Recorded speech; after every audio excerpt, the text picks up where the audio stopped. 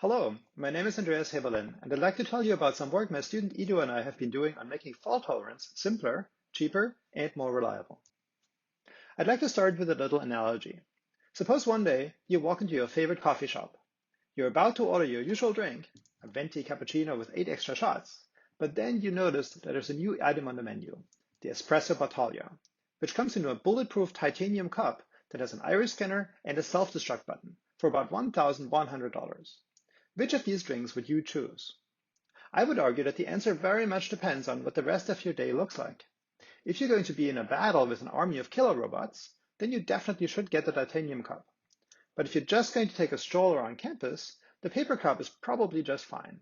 If you still get the titanium cup, I'd argue that you are overpaying massively for your coffee. You're getting the same drink, just with a few extra features you're not likely to need. Now let's switch back to fault tolerance. Here the situation is quite similar. When you build a fault-tolerant system, there's a menu with lots of different options at lots of different prices, just like in the coffee shop. And just like in the coffee shop, many of these options are going to be more powerful, or more general, or more pessimistic than what you really need. In fact, the menu for real-time systems looks a lot more attractive than the menu for general distributed systems because of the synchrony, which makes things a lot easier. Depending on the choice you make, you can end up with a system that is much, much cheaper, simpler, and even more reliable than the alternatives, sometimes by several orders of magnitude. In our paper, we look at a couple of recipes that can be used to simplify systems in certain scenarios. We focus mostly on consensus because it's a key problem in the fault tolerance space and because it has a reputation for being extremely tough to solve. We look at the design space in detail, and we show that there is in fact a small corner that is really tough, but that a large part of the space has solutions that are much simpler, or even trivial in some cases. We then look at two case studies from earlier work. In this talk, I'll focus on the first one, which is a paper from last year's RTAS. I'll show you an alternative solution that solves exactly the same problem, but is simpler, more reliable, and orders of magnitude cheaper. I'll get started with the design space. I won't be able to cover all the material, but I'll explain the key points that we use in our solution for the first case study. The first case study focuses on embedded systems, and this is an environment where fault tolerance is particularly important because many of these systems operate in pretty harsh conditions, and there are lots of things that can go wrong. For instance, the CPU can get some computations wrong because of EM interference, packets can be corrupted or lost in the network, and so on. Importantly, many of these things are not crash faults, in the sense that the system would just stop whenever a fault occurs, so we need a solution that can tolerate non-crash faults. Let's think a bit about the space of all the faults that can occur in our system. Crash faults are only a small part of the space, and I've just said that we might need to handle some faults that are not crash faults, so we'll need a solution that can cover more of the space. One easy way to do this is to tolerate Byzantine faults, which cover a very large part of the space. In fact, with Byzantine faults, the assumption is that a faulty node can do almost anything, except possibly break cryptographic keys or call in an airstrike. This certainly covers all of the faults I've mentioned in the previous slide. So this looks like a safe choice. Why not use Byzantine faults? One reason is that handling Byzantine faults can be really tricky. On the slide, I'm showing you part of one popular algorithm, which is PBFT, along with a message pattern that this algorithm generates. As you can see, this algorithm is fairly complicated. It has a pretty significant cost, and it needs some strong assumptions. For instance, it only works if no more than 1/3 of the nodes is faulty at any given time. This sounds like awfully hard work for things like bit flips and computation errors. So you may be wondering what it is about Byzantine faults that makes them so difficult to tolerate. The answer is that not all Byzantine faults are equally hard. There's a small subset that is really, really difficult, and that is adversarial behavior, like telling lies or attacking other nodes. Remember, the assumption was that Byzantine nodes could do almost anything, so it's useful to think of them as being controlled by an adversary who has completely changed their software and is trying to do as much damage as possible. The faults I talked about earlier aren't like that at all. They're benign corruptions that happen randomly with some small probability. We certainly can use a Byzantine-tolerant algorithm to tolerate these, but that algorithm will be designed to tolerate the hard Byzantine faults as well, so it'll have all the complexity and overhead that is necessary for that, even if you don't really need that functionality for the faults we're actually interested in. This raises the question, what else can we do about faults like this? Now suppose we're interested in an algorithm that is incredibly reliable, but not necessarily perfectly reliable. For instance, let's say that it's okay for our algorithm to fail with probability 10 to the minus 18. Then we can run it once per second until our sun turns into a red giant, and we're still not likely to see even a single failure. And suppose we really are worried about random corruptions and not about adversaries breaking into our system. Then we suddenly have lots of options. For instance, we can mask most packet losses by sending a couple of identical copies of each packet. We can include a hash in each packet, detect when it's corrupted, and we can mask computation errors by essentially making the CPU repeat each computation a couple of times. Now, the last part is more subtle than I make it sound just now, but there really are techniques that one can use for this. For instance, Miguel Correa presented one at ATC a couple of years ago. In the paper, we say a lot more about this, and we also have a little flow chart that shows which solutions can be used in each part of the design space. At a very high level, the really difficult part is the red zone on the right, with the adversarial behavior. This is where the solutions look like PBFT. The yellow zone at the top is also pretty difficult. This contains protocols like Paxos or Raft. But the really good news is that big green zone at the bottom is actually pretty easy, and this is where I would expect a lot of practical real-time systems to be.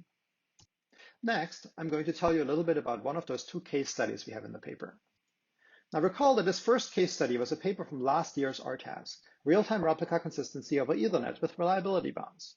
In the talk, I'll refer to this paper as GBB, after the first letters of the author names. The paper looks at the following problem.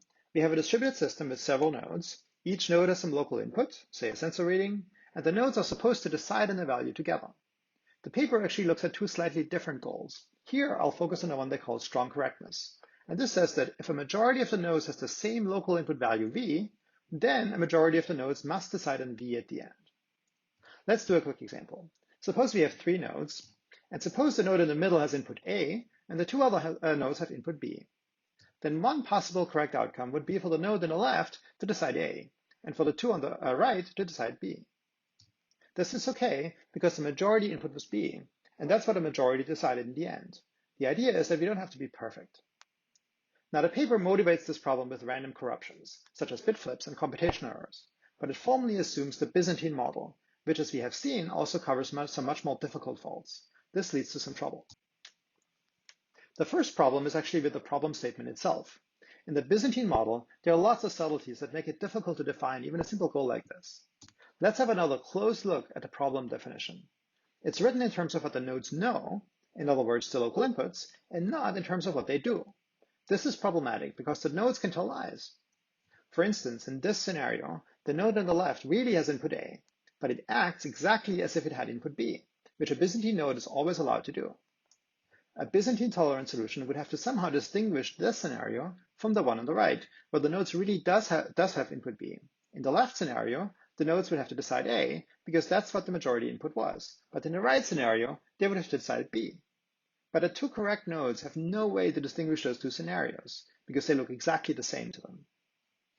So if the problem is defined this way, then strictly speaking, it has no solution at all, and we have proofs for this in the paper. Now, you could argue that the paper was really aimed at random corruptions, so the nodes wouldn't really tell lies. But if we use that approach, then the problem can be solved by doing nothing at all. Each node can simply decide in its local input value. If a majority has that same value, then a majority will decide on it, and we're done.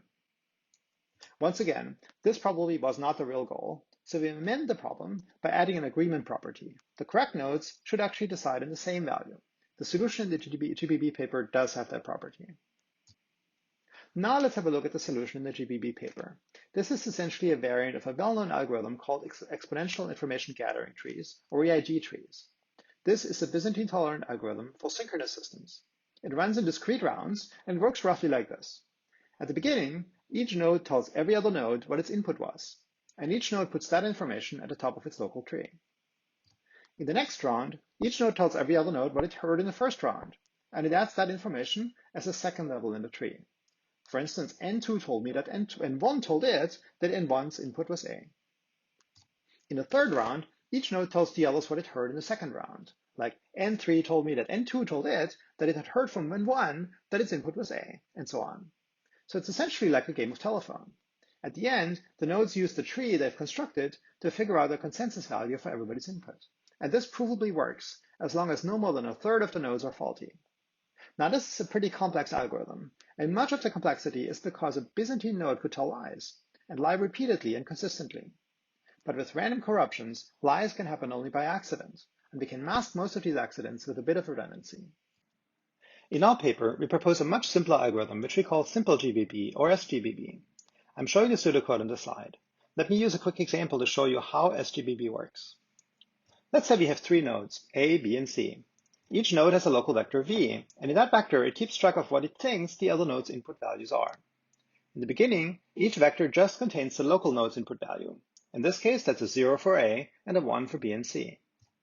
The algorithm runs in discrete rounds, just like GBB. In each round, each node uses a link layer broadcast to send its current vector to the other nodes, along with the cryptographic hash of the vector. When a node receives such a message, it checks whether the hash value matches the vector it's received. If the values don't match, the packet has been corrupted in the network and the node throws it away. Let's say we have some bad luck, and this happens for the message C receives from B and for the message A receives from C. Next, each node updates its local vector based on what it's received. If it doesn't know the input value of a node yet, and the message contains one, it adds that value to the vector. Now there's a small chance that this value will be wrong because the network has corrupted the packet and the hash value in a way that they match again. But if you use a 160-bit SHA-1 hash, the chances of that happening are on the order of 10 to the minus 49, which is really tiny.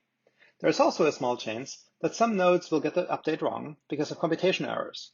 But we can use an algorithm from the paper I mentioned earlier to mask that by essentially doing the update several times in different copies of the vector and going with the majority result. After the update, B has already learned all the other input values, but A and C are still missing one of the values. But let's learn the algorithm for just one more round. Let's say we're really unlucky and the message C receives from B is corrupted once again. But that's okay, because C learns B's input value from A's message, because A has heard it from B in the previous round. Notice that we can safely believe what A is saying about B's value because we are tolerating random corruptions and not adversarial faults. If A were Byzantine, it could tell a lie, but with random corruptions, that's really unlikely. So at the end of the second round, each node has learned the entire vector of input values. If we stop the algorithm now, each node will simply decide the majority value in its local vector, perhaps with some deterministic tie-breaking rule. In this case, the majority input is 1, and that's what each node ends up deciding. I want to point out once again that SGBB is much simpler than GBB. It would never be enough to tolerate truly adversarial faults, although to be fair, GBB can't do that either. But it's just fine for random corruption. And it's not just easier to implement, but also easier to reason about, both in terms of correctness and in terms of timing. We also did a comparison of GBB and SGBB in terms of overhead. We looked at both communication and storage costs, and we varied both the number of nodes and the number of rounds that the algorithms run for. Notice that we used a log scale for both of the vertical axes. If you run both algorithms for just 2 rounds, pretty much the only thing that happens is that each node tells every other node what values it has received. So the 2 algorithms are very close. But if we increase the number of rounds, the difference starts to grow. GBB sends entire levels of the EIG tree, with values like N3 told me that N2 told me that it heard from N4 that its input was A. So its communication cost increases exponentially with the number of rounds. Whereas our algorithm keeps sending just a single vector of values that it's heard about, so its cost increases linearly. The difference is even bigger when we look at storage. GBB has to store the entire EIG tree, whose size grows exponentially, whereas SGBB only needs to remember a single value for every other node, no matter how many rounds it runs for. For instance, if you look at a system with 8 nodes and run GBB for 4 rounds, then GBB needs to remember 1,100 values, whereas SGBB needs to remember only 8. So on the whole, SGBB is much cheaper than GBB.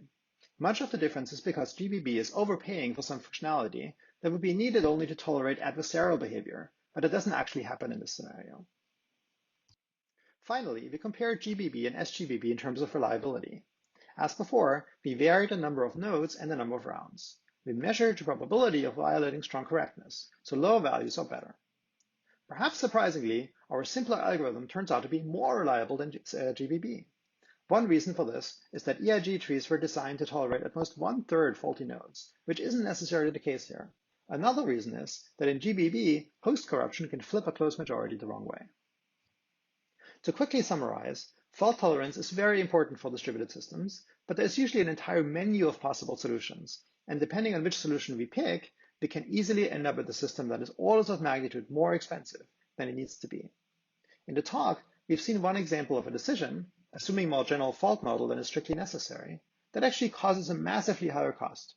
On the other hand, Real-time systems actually offer some very interesting opportunities that aren't available in more general distributed systems. For instance, synchrony can make the problem much easier or even trivial in some cases. As we have seen, only a relatively small corner of the design space is truly hard, in the sense that it really requires expensive, complicated algorithms. In all the other parts of the space, we get to use algorithms that are much simpler or even trivial. It's true that we usually can't avoid paying the cost of fault tolerance, but there's also no reason to leave a tip. Don't overpay for your fault tolerance.